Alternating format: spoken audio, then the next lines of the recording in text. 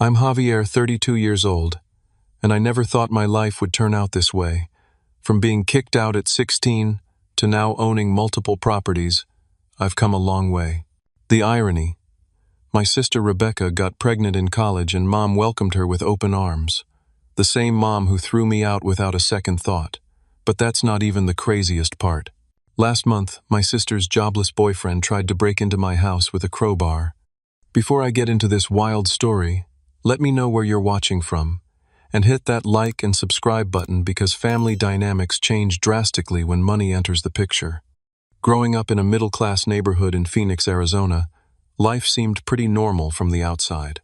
We had a small 3-bedroom house with a decent backyard where neighborhood kids would gather to play basketball on weekends. My father was around until I turned 8. Then one day he just packed his bags and left. No dramatic goodbye, no tearful farewell, just an empty closet and my mother Martha sobbing in the kitchen. That day changed everything in our household.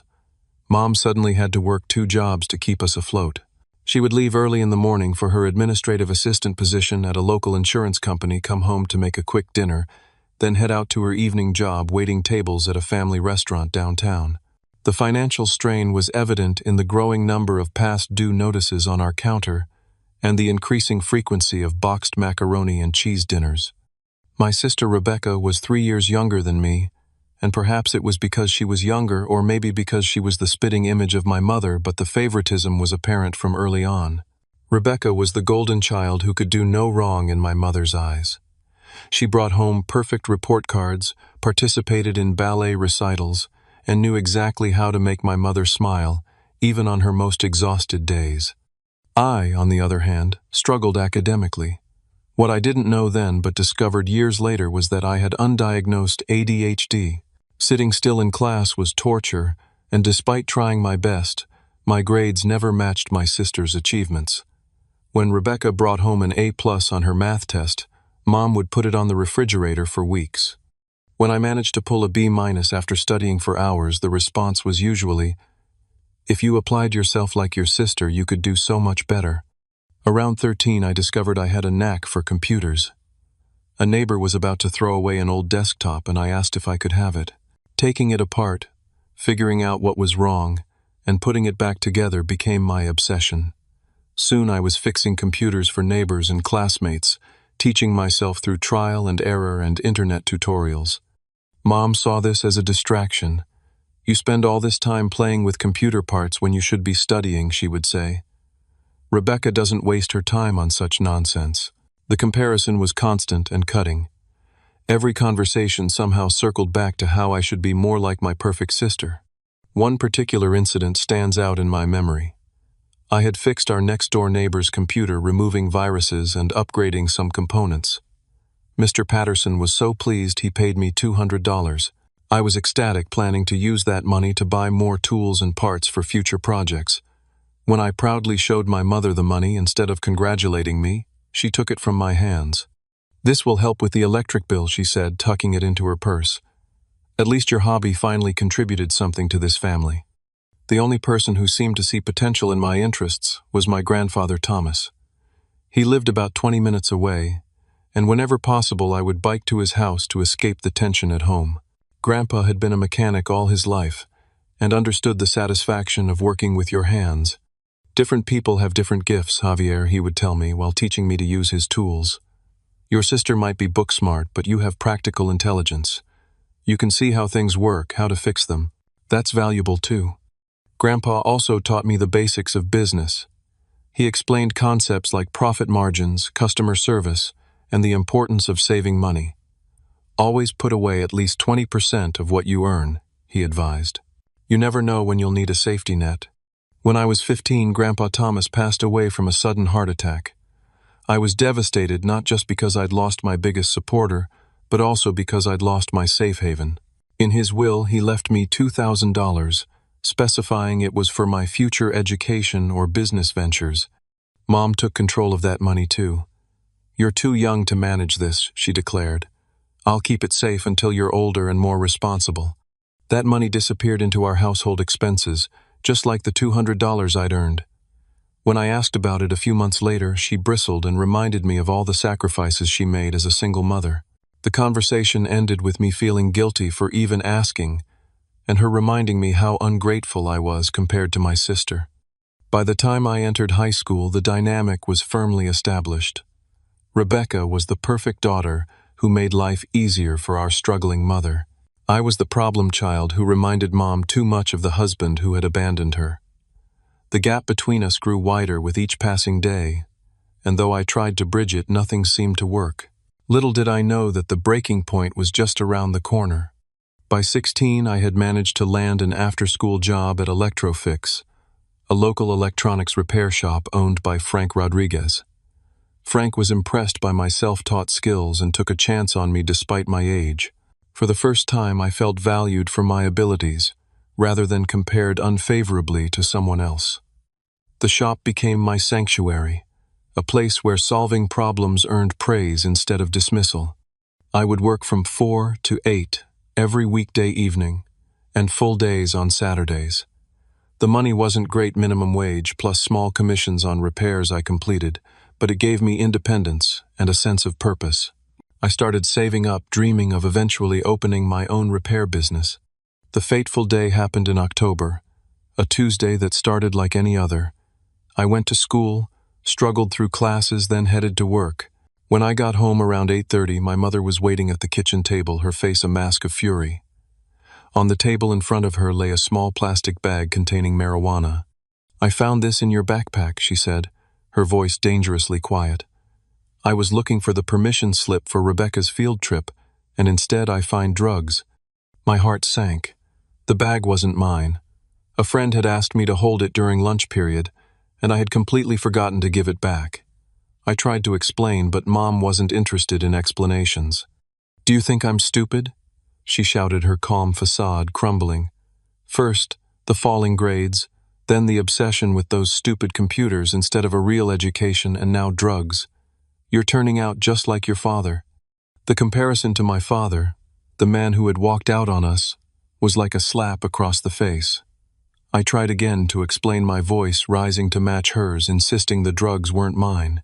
The argument escalated quickly, years of resentment and misunderstanding bubbling to the surface.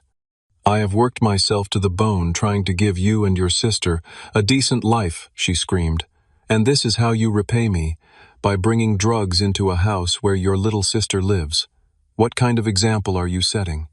"You've never given me credit for anything," I shouted back. "Nothing I do is ever good enough for you, Rebecca, is always perfect, and I'm always the screw-up." The fight continued, getting uglier by the minute. Mom brought up every mistake I'd ever made, every disappointment I'd caused. I countered with accusations about her favoritism and lack of support for my interests. It was as if all the tension that had been building for years had finally found its outlet. Finally, red-faced and shaking, Mom pointed to the door. "I want you out of this house," she said. I laughed, thinking it was an empty threat. "Right, and where am I supposed to go?" "That's not my problem. You want to act like an adult, making adult decisions like doing drugs. Then you can be an adult and find your own place to live. I've had enough. You have 24 hours to get out." The laughter died in my throat when I realized she was serious. "Mom, come on," I said, my anger giving way to panic. "I told you the drugs aren't mine, and I'm 16. You can't just throw me out." 24 hours, she repeated, turning away from me. "Figure it out." I spent that night in a state of shock, alternating between rage and disbelief. How could she do this? Was she even legally allowed to kick out a minor? I called friends, but most couldn't offer more than a couch for a night or two. Their parents wouldn't allow a long-term stay, especially with the vague explanation I could provide. In desperation, I called Frank from the repair shop. Despite it being nearly midnight, he listened patiently as I stumbled through an explanation of my situation. "I have a small apartment above my garage," he said after a moment. "It's nothing fancy, just a studio with a bathroom. But you can stay there until we figure something out. Rent can be worked out through extra hours at the shop." Relief washed over me, followed immediately by a wave of sadness so intense I had to muffle a sob. How had it come to this? How had my own mother decided I was so worthless that she would throw me out with nowhere to go? The next day I returned home after school to pack my belongings. Mom was there coldly watching as I stuffed clothes and a few precious possessions into garbage bags. Rebecca, 13 at the time, stood in the doorway of my room, tears streaming down her face. "Please don't go," she whispered. "Ask Mom, not me," I replied, too hurt to soften my tone. "She's the one kicking me out." Rebecca turned to our mother, but Mom shook her head. "This is between your brother and me. He's made his choices." As I carried my bags to the door, my mother's parting words cut deep. "Don't come back until you've learned to respect my rules." I walked the 2 miles to Frank's place, dragging my life in garbage bags, tears blurring my vision despite my efforts to hold them back. That night, on a thin mattress in a stranger's garage apartment, I cried myself to sleep for the first time since I was a small child. I was 16 years old and, as far as I could tell, completely alone in the world. The first few weeks at Frank's garage apartment were a blur of adjustment and survival. I had to quickly learn how to manage everything on my own, from laundry to grocery shopping to budgeting my meager income. The apartment was small, just a single room with a kitchenette in one corner and a tiny bathroom. The furniture consisted of a twin bed, a folding table with 2 chairs, and a dresser Frank had found at a yard sale. But it was mine, a space where no one compared me to anyone else.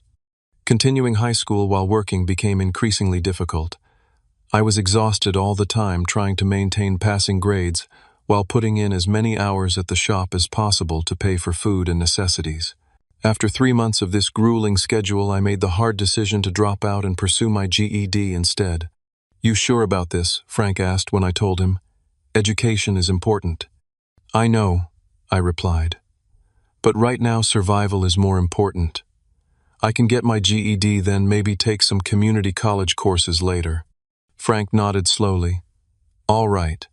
But I'm making it a condition of your employment and housing that you follow through on that GED. No excuses." With more time to work, I threw myself into learning everything I could at Electrofix. Frank proved to be not just an employer, but a mentor, teaching me advanced electronics repair techniques, inventory management, customer service, and basic accounting. Under his guidance, I became the go-to person for phone and laptop repairs. "You have a gift," Frank told me, after I successfully repaired a water-damaged MacBook that 2 other technicians had declared unsalvageable. "But more importantly, you have determination. That will take you further than natural talent ever could." Taking Frank's advice and my grandfather's earlier lessons to heart, I started putting away 20% of every paycheck into a secured bank account. Some weeks this meant eating ramen noodles for days straight, or walking to work in the rain because I couldn't afford bus fare. But the growing number in my savings account gave me a sense of security I desperately needed. While I focused on building financial stability, my social life withered. Former high school friends moved on to proms, graduation, and college applications, experiences I watched from the sidelines. Occasionally I'd see them when they brought devices to the shop for repair, but our conversations grew increasingly awkward as our lives diverged. The holidays were the hardest. That first Thanksgiving, Frank invited me to join his family dinner, but I felt like an intruder in their warm, chaotic gathering. Christmas was even worse. I called home hoping the season might have softened my mother's stance, only to have her cut the conversation short after perfunctory exchanges. "Rebecca misses you," she said before hanging up. "You should think about how your choices affect her." No acknowledgement that she missed me. No invitation to visit. Just another reminder of how I had allegedly failed the family. I tried again on my 18th birthday, showing up at the house with a small cake and a hopeful heart. Mom let me in, but the atmosphere was strained. Rebecca hugged me tightly, talking a mile a minute about school and friends, while Mom watched with arms crossed. When I mentioned possibly moving back home now that I was legally an adult with a steady job, her response crushed whatever hope I had harbored. "We've adjusted to our lives without you," she said flatly. "Rebecca has her own space now, and it would be disruptive to change things again." I left that day understanding that being thrown out hadn't been a temporary punishment. It had been a permanent exclusion. Around that time, I met Wilson Chang, a real estate investor who frequently brought his electronic devices to our shop.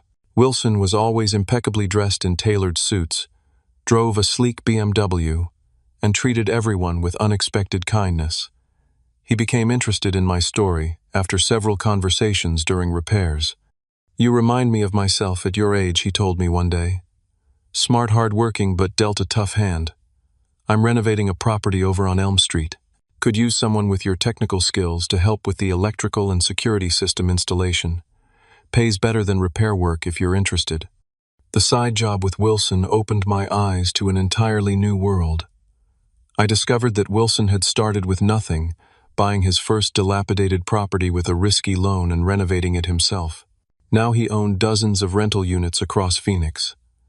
Under his mentorship, I learned about real estate markets, property renovation, tenant management, and the power of leveraging assets. The secret is to see value where others see problems, Wilson explained as we walked through a house with peeling wallpaper and outdated wiring. Most people look at this and see endless work. I see that the foundation is solid, the location is excellent, and with $20,000 in renovations, I can increase the value by $60,000. By 21, I had saved enough from my repair work and side jobs with Wilson to make a life-changing decision. With my savings as a down payment and a high-interest loan that made my stomach churn with anxiety, I bought my first property, a fire-damaged duplex that the bank had foreclosed on. For 6 months, I worked my regular job during the day and spent every evening and weekend renovating the property. I slept only 4 hours a night, surviving on coffee and determination. Frank worried about me, but Wilson understood. "This is the price of entry," he said. "Pay it now so you can build the life you want later." When the renovations were complete, I rented out both units for enough to cover the mortgage payment plus a small profit. Standing in the empty unit after the tenants signed their leases, I felt a surge of pride unlike anything I had experienced before. From homeless teenager to property owner in 5 years. It wasn't much, but it was a beginning. My beginning built with my own 2 hands and nobody's help.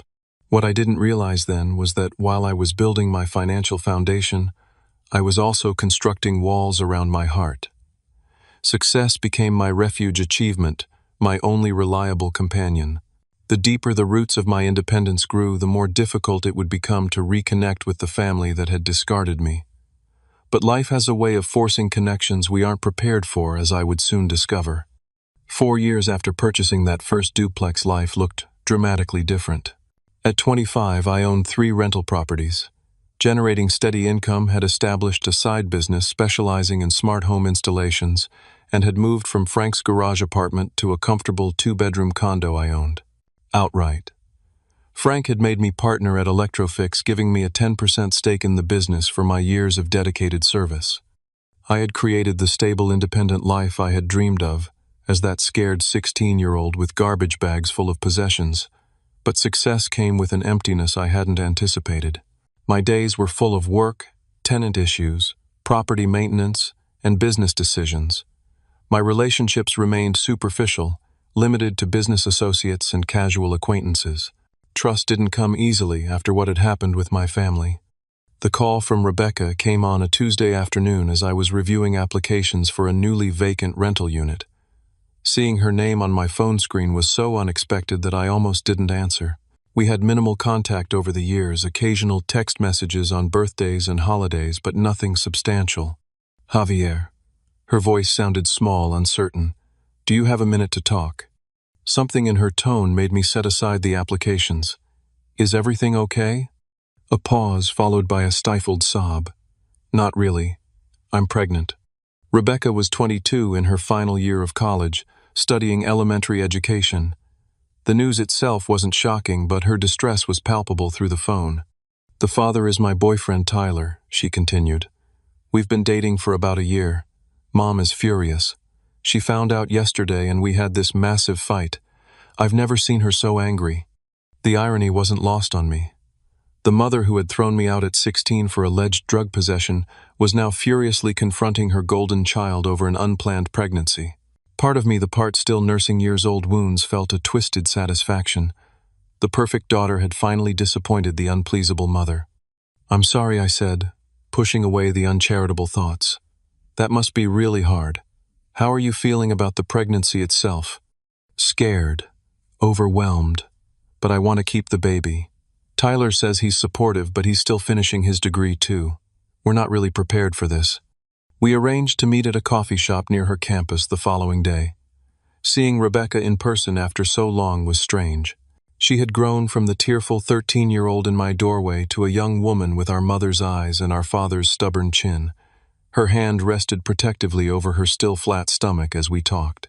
"The craziest thing happened after you called yesterday," she told me, stirring her decaf latte. "Mom completely changed her position. She called me last night crying, saying she overreacted and that she wants to support me. She's invited me and Tyler to move back home after graduation so we can save money once the baby comes." I nearly choked on my coffee. Seriously, the same woman who threw me out with nowhere to go is preparing a welcome home party for you and your boyfriend. Rebecca winced. I know it seems unfair, but she's different now, softer somehow. She's already talking about converting the spare bedroom into a nursery. I think the idea of being a grandmother has changed her perspective. The double standard stung. My mistake, which wasn't even really mine, had cost me my home and family. Rebecca's mistake was being welcomed with nursery decorations and support. I tried to be happy for her, truly I did, but the conversation left me with a bitter taste that had nothing to do with the coffee. "She asks about you sometimes," Rebecca offered as we were saying goodbye. "I think she regrets how things happened." "Not enough to pick up the phone herself," I replied. "Would you answer if she did?" I didn't have an answer for that. A week later, Rebecca called again, this time to invite me to dinner at our mother's house. "It would mean a lot to have you there," she pleaded. "Tyler will be there too. It could be a fresh start for all of us." I declined as politely as I could. The wounds were still too raw, the contrast between our treatments too stark. Instead, I sent an expensive stroller and car seat combo to their baby shower, with a card signed simply Uncle Javier. It was the best I could offer. The next 2 years were a blur of business growth and personal stagnation. I built my first custom home at 27, a modern 3-bedroom with large windows and a spacious home office. The real estate portfolio, that had begun with that risky duplex purchase, now included 8 properties. Frank and I expanded Electrofix to a second location in a growing part of town. On paper, my life was a success story. Local business magazines featured me in their 30 under 30 issues. Banks that had once denied me loans now called offering special financing packages. I had everything I had worked for, and more. But each night I returned to an empty house. Attempts at dating inevitably faltered when the conversation turned to family. How do you explain to someone that your mother threw you out at 16 and you haven't really spoken since?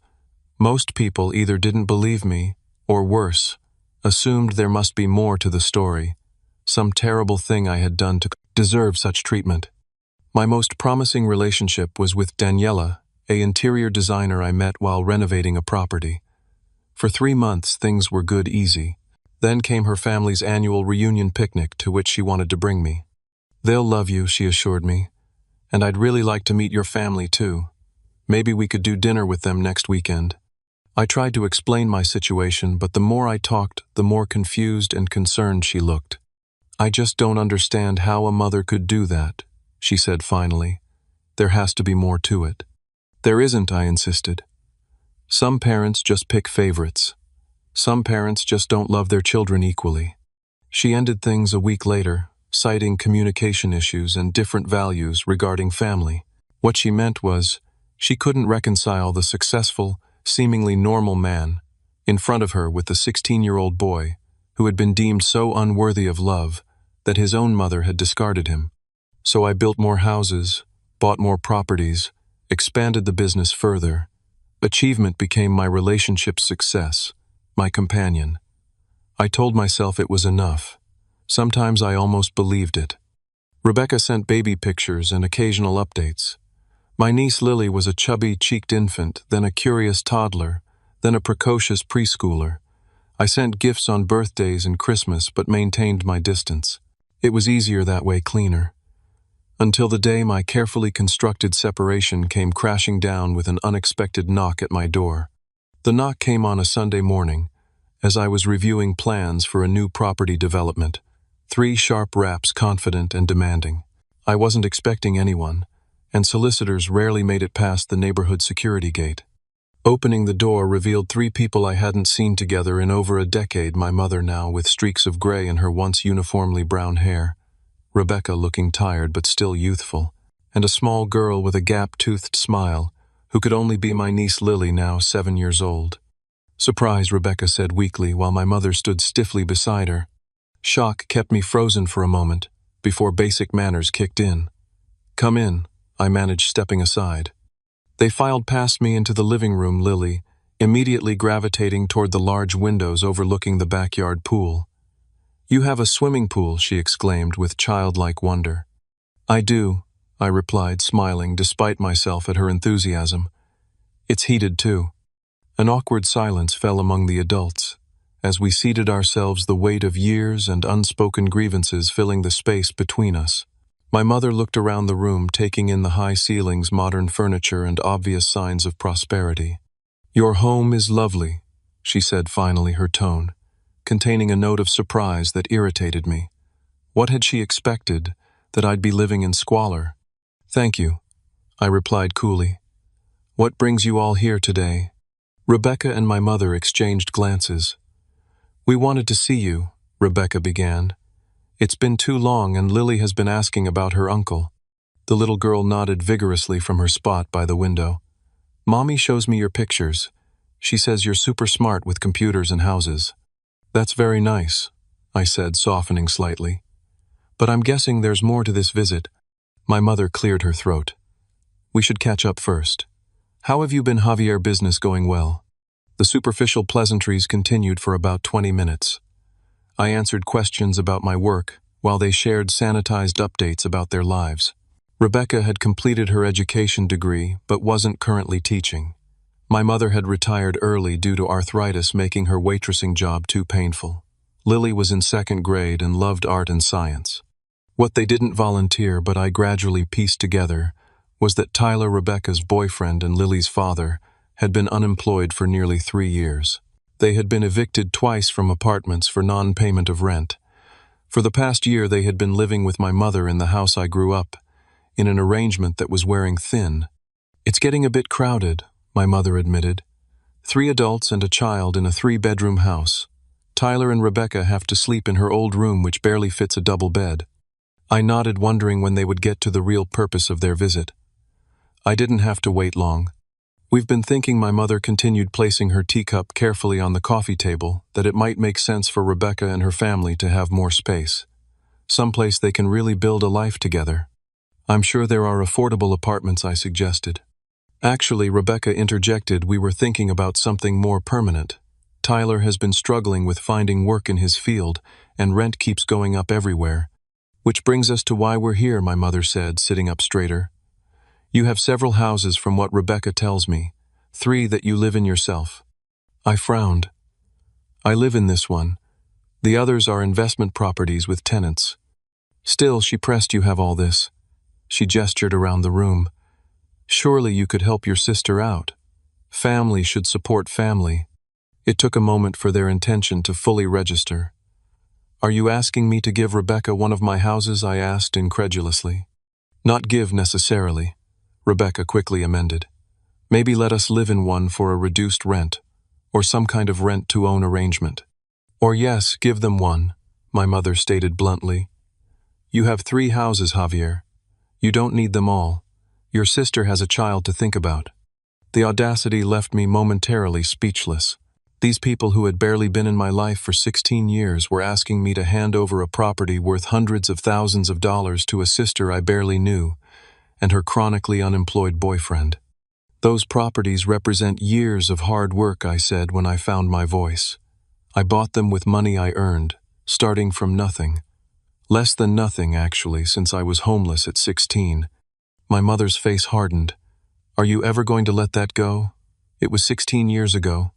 "Let it go." I stood up, anger bubbling to the surface. "You threw me out of the house with nowhere to go. If Frank hadn't taken me in, I would have been sleeping on the streets. And now you waltz in here and ask me to give you a house." "Not me," my mother corrected. "Your sister. Who has your niece to consider?" She looked pointedly at Lily, who had wandered into the kitchen out of earshot. "This is unbelievable," I muttered, pacing the room. "You didn't care where I would sleep when you threw me out, but I'm supposed to care about Rebecca's housing situation." "That was different," my mother insisted. "You were rebellious, bringing drugs into the house."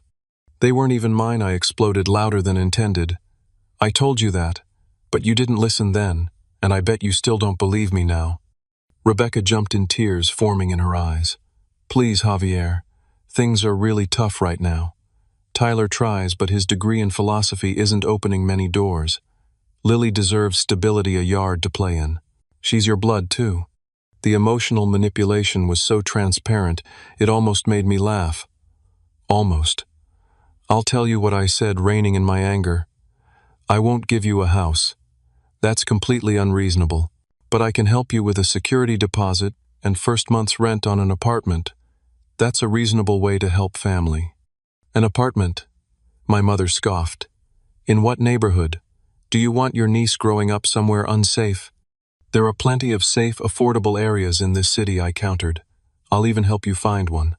This is so typical, my mother spat. Success has made you selfish. After everything we did for you growing up. The hypocrisy was staggering. What exactly did you do for me? Throw me out without a second thought. Take the money. Grandpa Thomas left me. Constantly compare me to Rebecca and find me lacking. The argument escalated from there, years of resentment pouring out from both sides. My mother accused me of being ungrateful for the sacrifices she had made as a single parent. I reminded her that those sacrifices apparently didn't extend to helping her son when he needed it most. Rebecca cried, claiming she had always wanted us to reconcile but now saw that I was too bitter to move forward. Eventually, Lily wandered back into the room, her small face concerned at the raised voices. The adults quickly modulated their tones, but the tension remained palpable.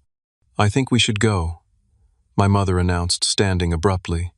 Clearly, Javier has forgotten what family means. As they gathered their things, Rebecca made one last attempt. Please reconsider, Javier. We're really desperate. I offered to help with an apartment, I reiterated. That offer stands. But I'm not giving anyone a house. They left with cold goodbyes, Lily looking confused as she was hurried out the door. The moment their car pulled away, my phone buzzed with a text from an unknown number. This isn't over. You owe your family. Tyler. Over the next week, the messages grew increasingly aggressive. Calls from Tyler demanding to discuss options for housing his family. Texts suggesting I was selfish and heartless for making my niece suffer. Voicemails with thinly veiled threats about what might happen if I didn't step up and do the right thing. I blocked the number after the 7th call, only to have him start using Rebecca's phone instead. The situation was spiraling, but I held firm. I had worked too hard for everything I had to simply hand it over because of family guilt I didn't even deserve to feel. What I didn't realize was how desperate Tyler had become, or what lengths he would go to in his entitlement. The security system alert that woke me at 2 in the morning was just the beginning of a night that would permanently change our family dynamics. The piercing chime of my phone's security app jolted me from sleep at exactly 2:17 in the morning. Groggily reaching for the device, I expected to see another false alarm triggered by a neighborhood cat or strong wind. Instead, the notification showed motion detection at one of my rental properties, a small 3-bedroom ranch-style house that had been vacant for 2 weeks between tenants. Fully awake now, I opened the app to access the security cameras.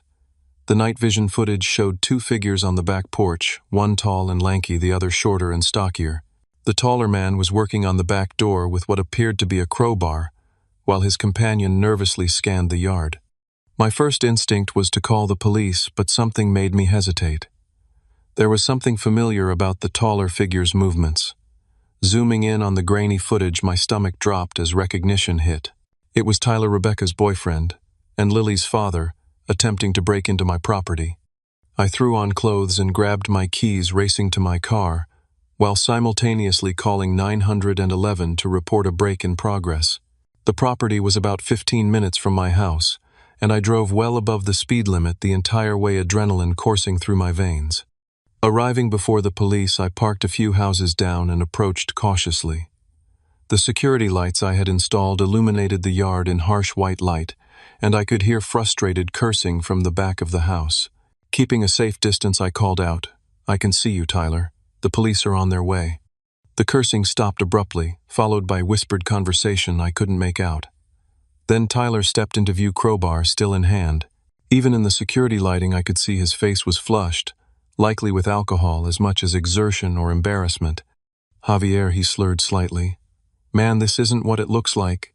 Really. Because it looks like you're trying to break into my property with a crowbar. He took a step toward me, and I instinctively backed up. Look, Rebecca said we could stay here. She said you were being difficult but would come around eventually. We just needed to get settled first. That's a lie, I replied, keeping my distance. I never offered this house to anyone, and even if I had, breaking in with a crowbar isn't how you move in. Tyler's companion emerged from the shadows, a nervous-looking man I didn't recognize. Dude, let's just go, he urged Tyler. This was a bad idea. No, Tyler shouted, suddenly angry. He owes us, living in his big fancy house while we're crammed into that tiny place with Martha. It's not fair. He took another step toward me, brandishing the crowbar. You think you're better than us because you got lucky in real estate. It wasn't luck, I said, continuing to maintain distance. And threatening me with a weapon isn't going to change my mind about anything. The wail of approaching sirens cut through the tension. Tyler's friend immediately took off running, disappearing into the night. Tyler hesitated, looked from the crowbar in his hand to me, then made a decision I'm sure he regretted later. He lunged forward. This is your fault, he growled, raising the crowbar. You could have just helped us out. I managed to dodge his clumsy attack, the crowbar whistling through empty air as I scrambled backward. Thankfully, the police cruiser pulled up at that exact moment, bathing the yard in red and blue lights. Tyler froze crowbar, still raised, as two officers emerged with weapons drawn.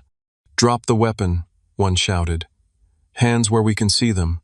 The fight seemed to drain out of Tyler all at once. The crowbar clattered to the ground, and he sank to his knees, hands raised in surrender. As the officers handcuffed him, he fixed me with a look of pure hatred. Rebecca's going to blame you for this, he spat. You've ruined everything. The next few hours were consumed with police reports and statements. Tyler was arrested for attempted breaking and entering, criminal trespassing, and menacing with a weapon. His blood alcohol level was well above the legal limit, adding public intoxication to the charges. His friend had escaped, but was identified through the security footage. I was still at the police station when my phone rang at 5 a.m. Rebecca's name flashed on the screen. How could you? She sobbed as soon as I answered. Having Tyler arrested, do you know what this will do to Lily? Rebecca, he tried to break into my property with a crowbar. I explained, exhaustion making my voice flat. Then he threatened me with it when I confronted him. What was I supposed to do? You were supposed to help your family, she cried, not call the police on them. He was committing a crime, I said, with a weapon. This isn't about family, it's about the law. You've always been selfish. She spat, her tone suddenly reminiscent of our mother. Always thinking only about yourself. Well, congratulations. Tyler's going to lose his latest job prospect over this and will probably get evicted again. I hope you're happy. Before I could respond, another voice came on the line. My mother. I knew letting you back into our lives was a mistake, she said coldly. You're destroying this family all over again. I'm destroying the family, I laughed incredulously. Tyler tried to break into my house with a crowbar. How am I the bad guy here? You could drop the charges, she suggested. Tell them it was a misunderstanding. It wasn't a misunderstanding. It was a crime. And I'm not dropping anything. The call ended with more accusations and tears. By the time I finally got home, the sun was rising, and my phone was filled with messages from family members. I barely knew cousins and aunts, taking sides in a situation they understood only through my mother's biased lens. Amid the chaos, one message stood out. A text from an aunt I hadn't spoken to since childhood. This isn't your fault, Javier. Can we talk? Aunt Susan was my mother's younger sister, a woman I remembered vaguely as being kinder and more patient than my mother. Curious and desperate for an ally, I called her back. I've stayed out of this for too long, she said, after we exchanged awkward greetings. But what Martha did to you as a teenager was wrong, and what's happening now is wrong too. Over the next hour, Susan filled in gaps in my understanding of my own family history. My mother had always shown signs of favoritism, even as a child, preferring certain friends over others in extreme ways. When my father left, She had transferred all her expectations and emotional needs onto Rebecca, creating an unhealthy dynamic for both her children. "She's not a bad person," Susan explained, "but she never dealt with her own abandonment issues from your father leaving. Rebecca became her emotional support while you reminded her too much of him." "That doesn't excuse throwing out a 16-year-old, I said. "Nothing excuses that," Susan agreed. "I told her so at the time, but she wouldn't listen. By the time she might have been ready to reconcile, you had built your walls too high, and I don't blame you for that." Learning about this pattern didn't erase the hurt, but it helped me understand it wasn't simply about me being unlovable. The conversation with Susan continued to other topics, catching up on 16 years of missed family connections. She had 2 children of her own, both in college now, and had divorced her husband 5 years earlier. "Family is complicated," she said toward the end of our call. "But it doesn't have to be all or nothing. You can maintain boundaries without complete estrangement." Even with someone who tried to break into my house with a crowbar, I asked dryly. "Well, maybe not him," she conceded. "But Rebecca and Lily haven't done anything wrong. And your mother, for all her flaws, is getting older. Maybe it's time for some healing on your terms." The conversation with Susan gave me a new perspective, but I still had to decide what to do about Tyler's charges and my fractured family relationships. After much reflection, I made my decision I would maintain the charges against Tyler, whose background check had revealed prior arrests for petty theft and drunk and disorderly conduct that my family had conveniently never mentioned. But I would also reach out to Rebecca separately, offering help that came with clear boundaries and expectations. The text war with extended family continued for days, with people taking sides based on incomplete information and long-held biases. I stopped engaging, focusing instead on the path forward that felt right to me. It wouldn't be easy, and reconciliation wouldn't happen overnight if it happened at all. But for the first time in years, I felt like I was making choices based on my own values rather than reacting to old wounds. 2 months after the break-in attempt, Tyler pleaded guilty to reduced charges in exchange for a lighter sentence. He would serve 30 days in jail, followed by 18 months of probation and mandatory alcohol counseling. During the court proceedings, additional details emerged about his history of aggression when drinking and financial irresponsibility that had contributed significantly to his and Rebecca's housing instability. Rebecca initially refused to speak to me, convinced that I had deliberately ruined her life by pressing charges. But as the full extent of Tyler's issues became clear through the court process, her anger began to shift. A week after his sentencing, she called me. "I need to talk to you," she said, her voice subdued. "Can we meet somewhere? Just us." We arranged to meet at a quiet cafe near my office. Rebecca looked exhausted, with dark circles under her eyes and a tension in her shoulders that spoke of prolonged stress. "I'm leaving Tyler," she announced without preamble. His lawyer shared some things about his past that he never told me. There were other arrests before I met him, a restraining order from an ex-girlfriend. He's been lying to me for years. "I'm sorry," I said, and meant it. Despite everything, I didn't want to see my sister suffer. "Don't be. I should have seen the signs." The constant excuses about jobs falling through, the money that disappeared, the way he'd get aggressive after drinking. She sighed deeply. "The truth is, we've been struggling for years because of his issues, not just bad luck like I told myself." The conversation shifted to practical matters. Rebecca and Lily needed a place to live away from both Tyler upon his release and our mother, whose enabling behavior had contributed to the situation. I meant what I said before I told her. "I can help with a security deposit and first month's rent on an apartment. But I have conditions." "What conditions?" she asked warily. "You need to have a plan for self-sufficiency. I'll help with education costs if you want to get additional certification to make your teaching degree more marketable. I'll help with childcare costs so you can work. But I won't just hand over money indefinitely with no end goal." Rebecca seemed taken aback by the offer. "You'd do that after everything that's happened."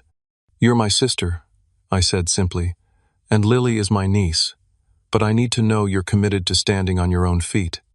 We spent the next hour outlining a plan. Rebecca would enroll in a special education certification program that would make her more employable and increase her potential salary. I would help with an apartment in a good school district for Lily, plus assistance with childcare costs, until Rebecca completed her certification.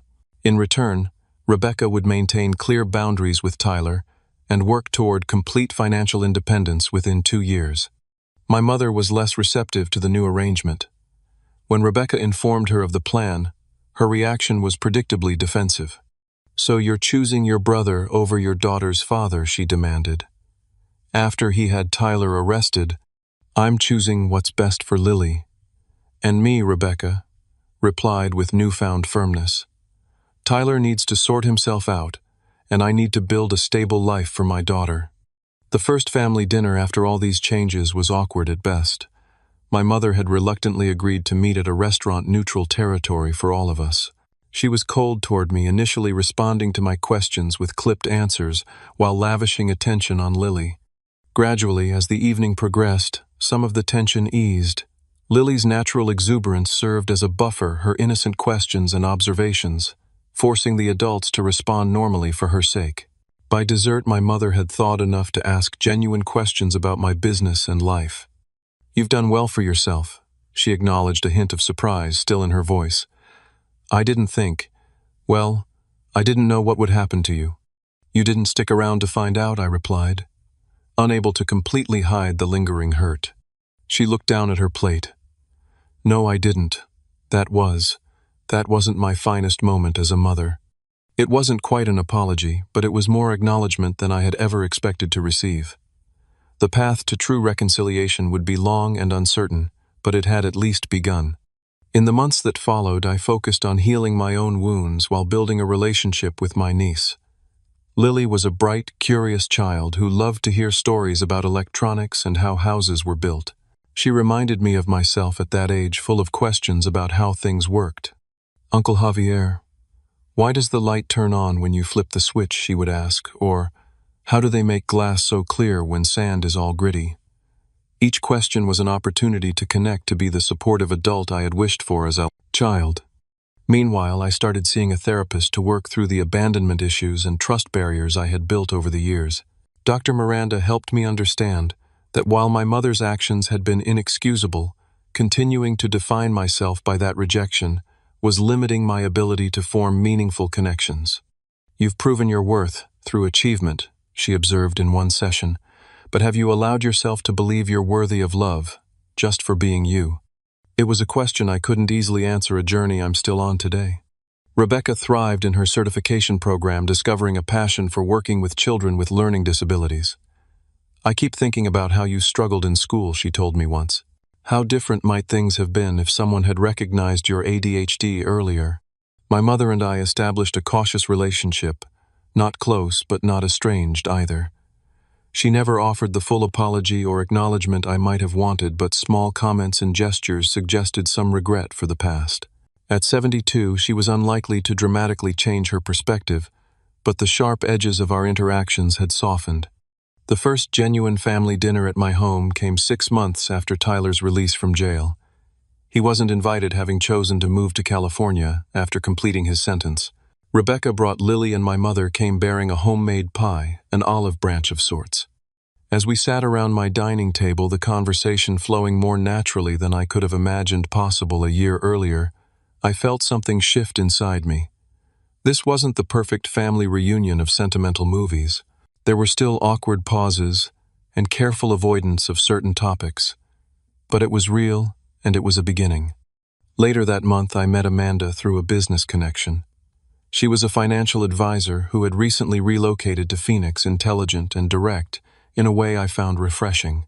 On our third date, I took the risk of sharing my full family history, bracing for the judgment or disbelief I had encountered in the past. Instead, she listened intently, asked thoughtful questions, and then shared her own complicated family story. "Families are messy," she said. "Anyone who tells you theirs isn't is either lying or incredibly lucky. It's too soon to know where this relationship might lead, but for the first time, I'm allowing myself to be fully known by someone, vulnerabilities and all. It's terrifying and exhilarating in equal measure.